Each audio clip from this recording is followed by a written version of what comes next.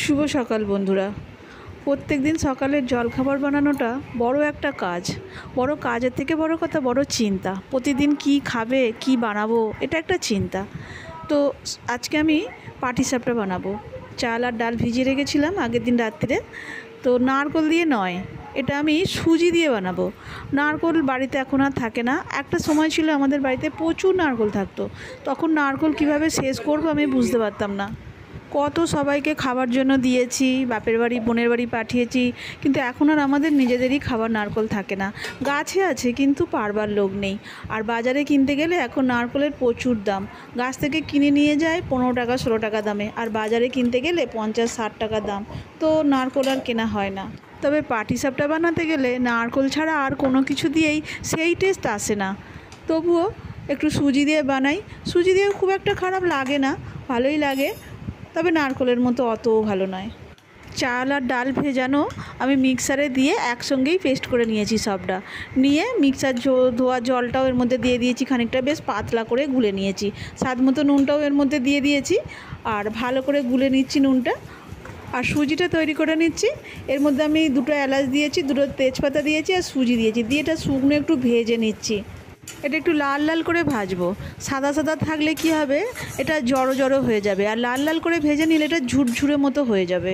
সেই জন্য আমি ঝুড়ো ঝুড়ো করবো একটু, তাই লাল লাল করে একটু ভেজে নিয়েছি। নিয়ে একদম কম করে জল দিয়েছি, যেরকম জল লাগবে দেখে, লাগলে আর একটু দেবো।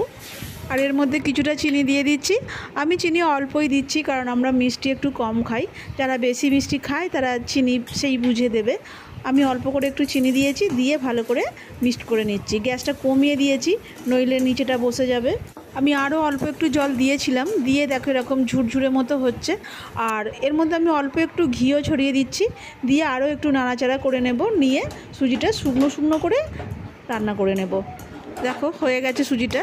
এটা ঠান্ডা হলে কিন্তু আরও ঝুরো ঝুরো হয়ে যাবে, আর রান্না করার দরকার নেই। এখন আমি গ্যাসটা বন্ধ করে দিলাম, আর ফ্রাই প্যানটা বসিয়ে এতে আমি অল্প তেল ছড়িয়ে দিয়েছি। দিয়ে আর ওই চাল আর ডাল বাটার পাতলা গোলাটা এর মধ্যে দিয়ে দিলাম।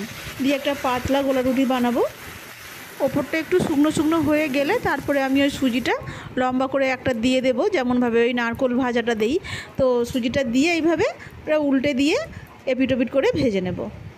পাটিসাপটাটা চালের সঙ্গে বিউলির ডাল দিয়ে করলে বেশি ভালো হয়, কিন্তু আমরা বিউলির ডাল খুব একটা ব্যবহার করি না। আমরা মটর ডালটাই বেশি ব্যবহার করি। তো সেই জন্য আমি যখনই বানাই আমি মটর ডাল দিয়েই বানাই। আবার এটা শুধু ময়দা গুলেও বানানো যায়। ময়দাটা গুলে এইভাবে রুটিটা বানিয়ে নিয়ে ভেতরে এই সুজির পুর দিয়ে আর ঘুরিয়ে ভেজে নিলেও সেটা হয়, কিন্তু সেটাও আমাদের খুব একটা ভালো লাগে না। আমাদের পাটিসাপটা চাল ডাল বাটা দিয়েই ভালো লাগে। তো আমি সেই জন্য চাল আর মটর ডাল একসাথে বেটেই এটা বানাই। যাই হোক, আমার একটা একটা করে সবকটা ভেজে নিয়েছি। জলখাবার রেডি হয়ে গেছে। ধন্যবাদ সবাইকে আমার ভিডিওটা দেখার জন্য।